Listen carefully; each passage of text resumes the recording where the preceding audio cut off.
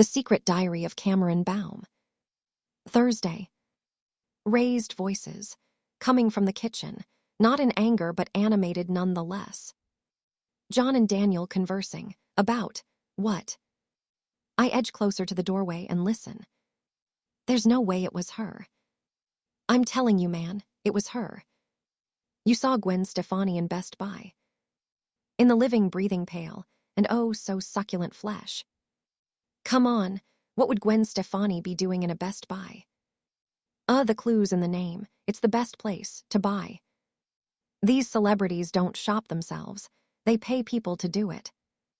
Maybe her toaster fritzed and she thought, what the hell, I'll schlep into town like regular folk. Nah, they have assistants for that. What are you two talking about? I ask, unable to resist entering the room. Curiosity killed the cat, Mio. Mr. Magu here thought he saw Gwen Stefani in Best Buy. It was her, as I live and breathe. Then, why didn't you go over and say something? Dude, I was playing it cool. Why? Because you thought you had a shot. Hey, I could have had a shot. You never know. I get lucky sometimes.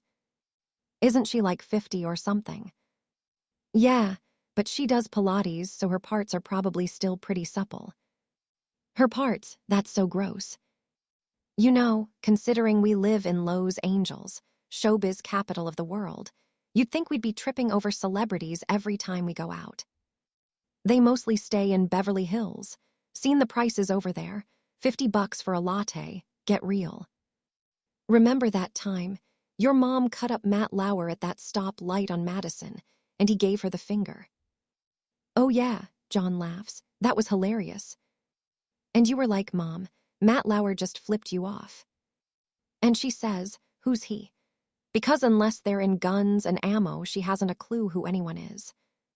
Wouldn't it have been funny if he'd chased after us in his fancy schmancy Lexus? Your mom would have kicked his butt. She would too, because she hates road ragers. And next day, Matt Lauer would be like, good morning, America. I am bandaged up like this because I got my ass handed to me by a crazy woman. Both men laugh long and loud. These two, so different in character and destiny, share an easy camaraderie. John's stress levels are always lower when they're hanging out. Daniel is like a human-shaped Snowy. Hey, Cameron, you ever meet anyone famous on your travels? Daniel asks when he's recovered. I think about this, examining my deep memory data cores. I did meet Elvis once, I admit, although in Las Vegas, not Los Angeles. Both men stare at me. For real, you met Elvis? Yes. Elvis Presley. Yes. You met Elvis Presley in Las Vegas. What part of this did I not make clear to you? Sorry, it's just, wow, you know about this, he asks John. First I'm hearing of it. Did you speak to Elvis? He did most of the talking. Did you too? Daniel makes a circle with 2 fingers and pushes a 3rd digit in and out. I don't know what that means, I confess. You can't ask her that, John admonishes. Why? I figured you'd want to know. What Cameron did before she met me is her concern. Well, I'd like to know. When did you meet Elvis? December 1976. That was right near the end. He probably couldn't get it up by then anyway, so you don't have to worry. Hey, I was never worried. Daniel points at a chair. You sit right down there, Missy, and tell us all about it. Don't leave anything out. We want all the juicy deets.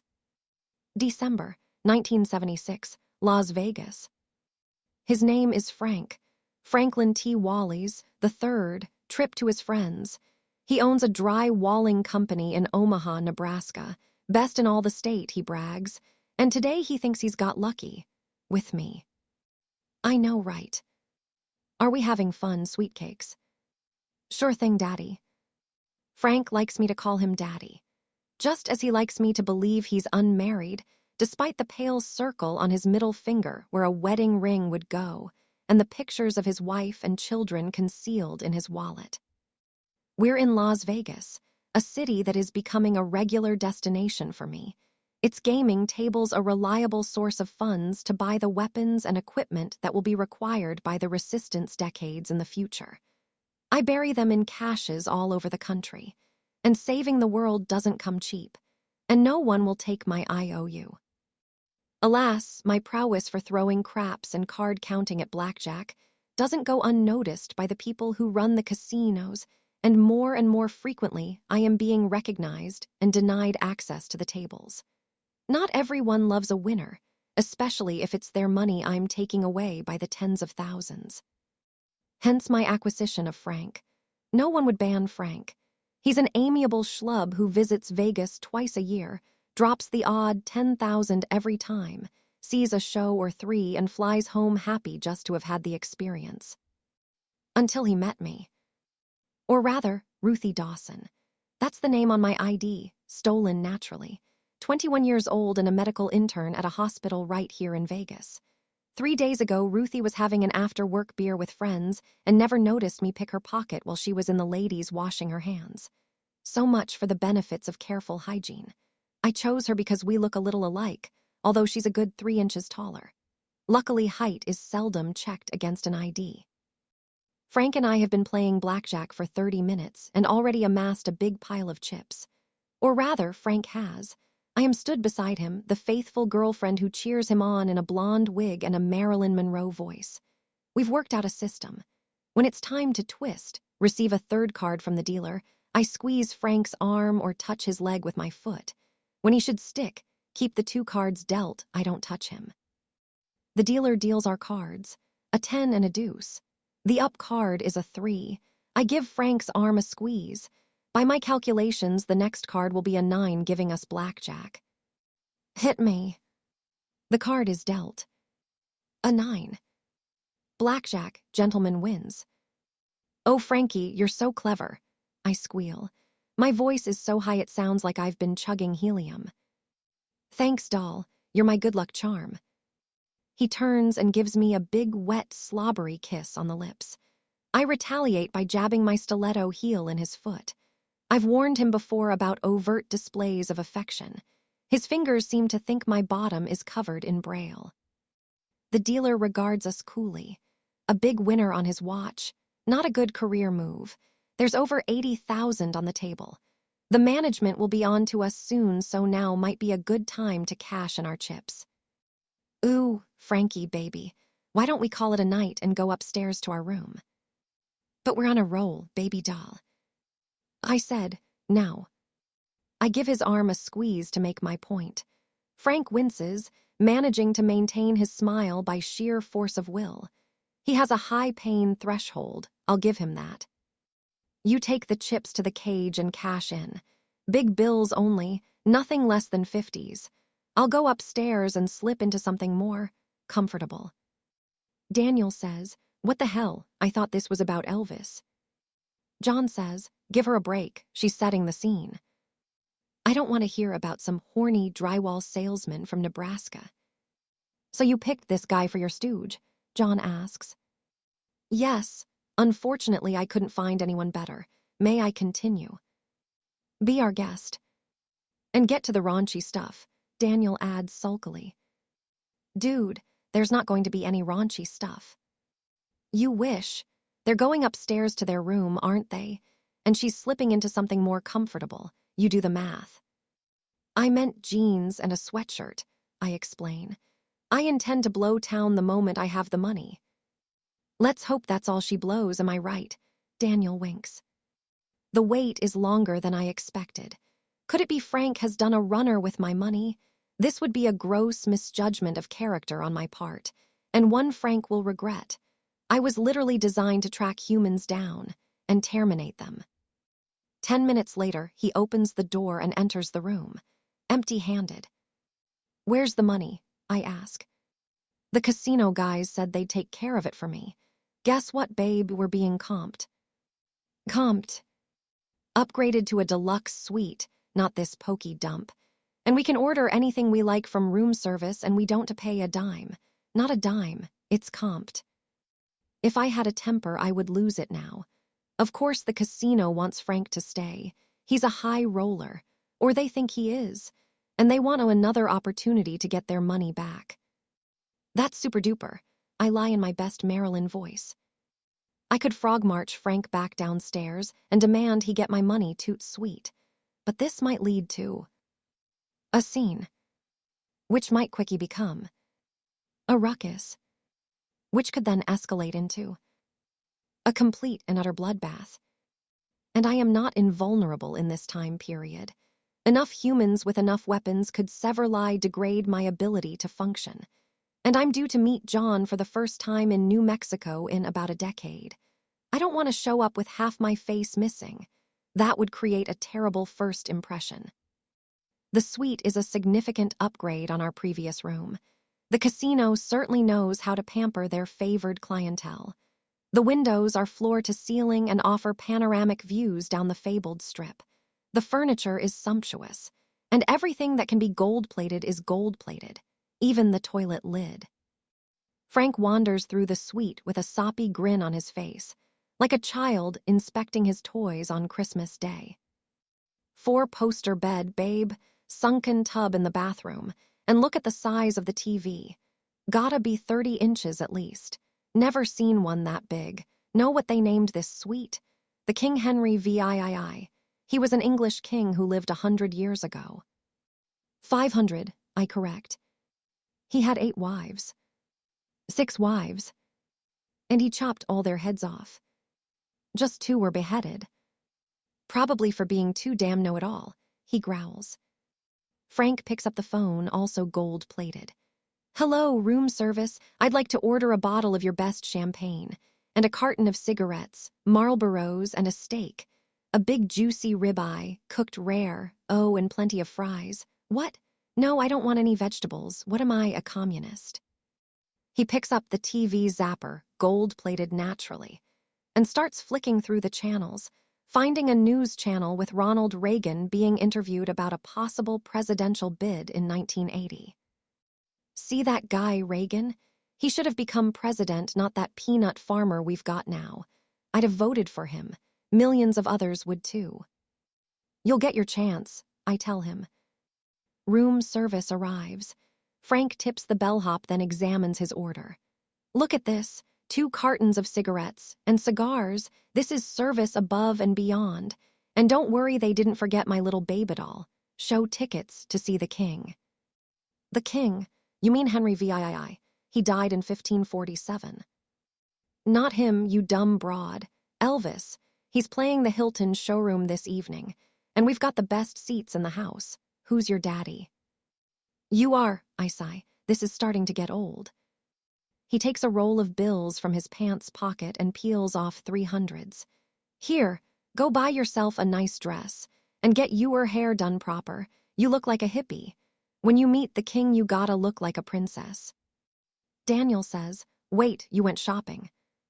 I went to 5 stores and tried on 13 dresses.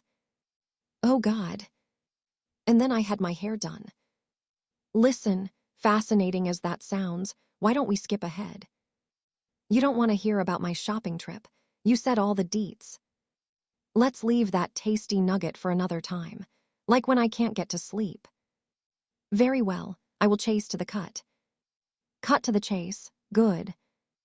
H. Hilton Hotel, showroom, evening. Are these seats primo or what? I agree the seats are primo. We're seated at a table in the showroom of the Hilton Hotel, where Elvis is due to perform shortly. Less than 20 feet away is the stage on which he will appear. Frank is in a dark dinner jacket, cut well enough to conceal his paunch. I'm wearing a shiny purple dress with a bodice so tight it feels like my boobs are being squeezed together to make one single big breast. My hair is so full of product it resembles a caramel pretzel perched on top of my head. The weird thing is all the other women here look just like me. You brush up real well, I gotta say, Frank leers. You should wear a dress like that all the time. Vat chance. The lights go down, and a familiar piece of music starts up. Frank recognizes it too. That's the theme from 2001, A Space Odyssey, he whispers. It's Richard Strauss. It's from a movie, dumbass. A drum roll begins and Elvis strides onto the stage. Everyone applauds and whoops with delight. The king has arrived. Thank you very much. Good to be back in Vegas. Least that's what the colonel tells me. A ripple of laughter crosses the room. I don't get it. Who is this colonel? I see no army uniforms. Elvis turns out to be a tall, if clearly overweight individual with jet black hair brushed back off his forehead. He's chosen to wear what seems to be a high-collared romper suit with jewels decorating the front in an Aztec motif. Possibly his proper clothes were in the wash. The first song begins. It appears to be about a man who owns a hound dog that's extremely poor at capturing rabbits. More applause greets the song's conclusion. I can't help but notice Elvis already seems out of breath and slightly disoriented. The sweat pours down his forehead and soaks a scarf he wears round his neck. More songs. More time between songs spent trying to catch his breath. Another song. This one with the words, a hunk of burning love. Burning love? Possibly an STD or urinary infection. It's an odd topic for a song. Elvis moves to a piano to sing a song I finally recognize. The Battle Hymn of the Republic. In the future, soldiers from the South will sing this to give themselves courage before battle. And he sings it well, I'll give him that. The applause is loud and sustained. During the next song, many women rise from their seats and assemble at the front of the stage. Frank kicks me under the table. Go get your scarf, dollface. I join the other women and elbow my way to the front. Suddenly, Elvis appears in front of me. He gives a lopsided grin. Hey, this one's real pretty. Ain't she pretty, Charlie? The man next to him, Charlie, presumably mumbles something I don't catch. Elvis takes a scarf and bends down to place it round my neck. As he does so, his fingers touch my skin. The sensors automatically analyze his sweat. Oh my. The graph shows numerous opiates in his bloodstream, several at near-lethal levels. No wonder he seems so out of it. The man's a walking overdose. Before I can react, I'm jostled aside by the other women. I return to my seat, clutching the scarf. At the end of show, Elvis lurches off stage, supported by the man called Charlie. The curtains close, and a disembodied voice announces, Elvis has left the building. Straight to a hospital, if he has any sense. Back in the suite, I waste no time in washing the gunk from my hair. I swap the dress for jeans and tee and replace the high heels with sneakers. I feel like myself again. I find Frank lolling on the plush sofa, golden remote in hand, flicking idly through the channels. Come with me, we're getting the money. Now, I thought we was gonna snuggle. Dream on. The money is carefully counted, wrapped in paper collars with the casino logo, and placed in a black canvas holdall. When we have all $80,000, Frank signs the receipt and we prepare to leave. Not so fast. Two men block our way, heavy-set men in smart suits and slicked-back hair. The boss would like to see the pair of you in his office. To pay his regards to you lucky folk, you might say. I say, no thank you. One of the men peels his jacket aside to reveal a pistol holster. A Walther by the looks. It ain't a request, little lady. I could of course brush these men aside very easily, but that would mean recrossing the casino floor, more than likely pursued by more of their colleagues. A scene, a ruckus, a complete and utter bloodbath. So I smile and squeak in my best Marilyn. Ooh, sounds wonderful, boys. We ride a private elevator to the 10th floor. Frank attempts small talk. Nice evening, huh, gents? We just saw Elvis. What a guy. Shut up, Mook. The Mook shuts up. The elevator lets out onto a small lobby. Frank and I step off, the other two stay behind. Aren't you coming with us? I ask. Nah, the boss will take real good care of you. Ain't that right, Tony? Yeah, real good care of you. The lobby leads to a suite every bit as impressive as the one we vacated. Thick carpets and floor-to-ceiling windows flanked by long, silky drapes. Near one window are two men, partially hidden behind a wide wooden desk. A tubby man is seated on a swivel chair. A slimmer man stands beside him, arms folded across his chest. Neither looks particularly pleased to see us. Sit down. The slim man barks, indicating 2 chairs in front of the desk. I get the impression we're not going to be offered warm milk and cookies. So what we got here? The tubby man demands. The mook's name is Frank Wallies, from Butt Crack, Nebraska. Butt Crack, Nebraska? What a dreadful name for a town. Imagine the signposts. Welcome to Butt Crack, not very welcoming at all. Visits us twice a year. Drops 10 grand a time on average. Can't play cards or roll dice for shit. Until today when he cheated us out of 80 grand in less than 2 hours. It wasn't me. It was her, I swear. She made me do it. Frank breaks down sobbing. He caved remarkably quickly. So who's the broad? Claims her name's Ruthie Dawson. Except Ruthie Dawson is currently working the night rounds at Vegas General. She reported her ID stolen 12 hours ago. Do we know who she really is?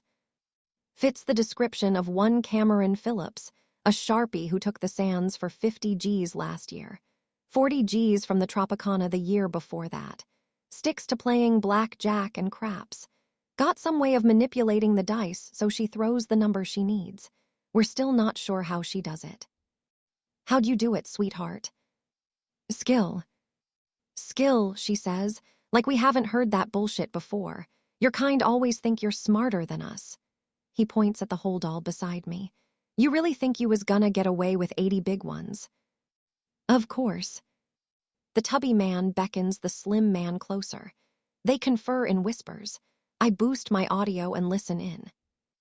What you want to do with them, boss? Slap the mook around some. Make sure he understands not to take liberties in the future. And the girl, I could give her to Tony. He likes hurting dames, the younger the better.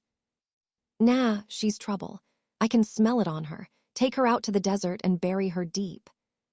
A threat, a palpable threat. Although future John's orders are not to harm anyone, I'm given a certain leeway to protect myself from harm. The tubby man has just validated that leeway. I stand up. Hey, you sit on. I place both hands on the desk and commence pushing. Hey, what's she doing? Stop that. The 2 men are now pinned tight against the window. Something has to give, and it turns out to be the window. The glass first cracks, then shatters, shards falling the 10 stories to the ground below. No, stop, don't. Both men tumble helplessly through the window, the tubby man still in his swivel chair.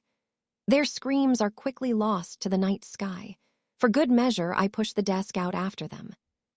The wind rushes in, causing the silken drapes to shake and billow like the sails of a Cape Horn schooner. I pick up the holdall and head for the door.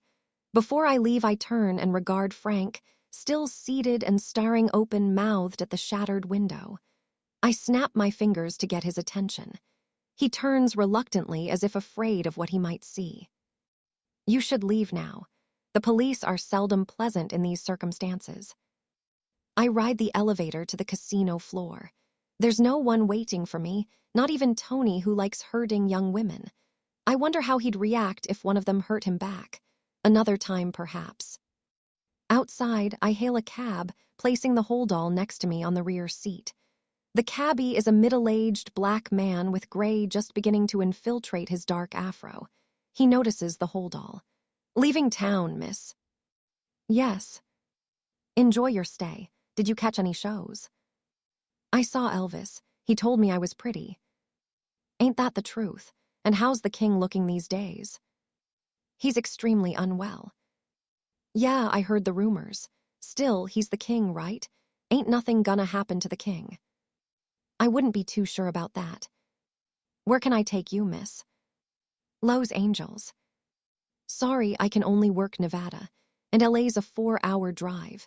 That's a mighty expensive cab ride.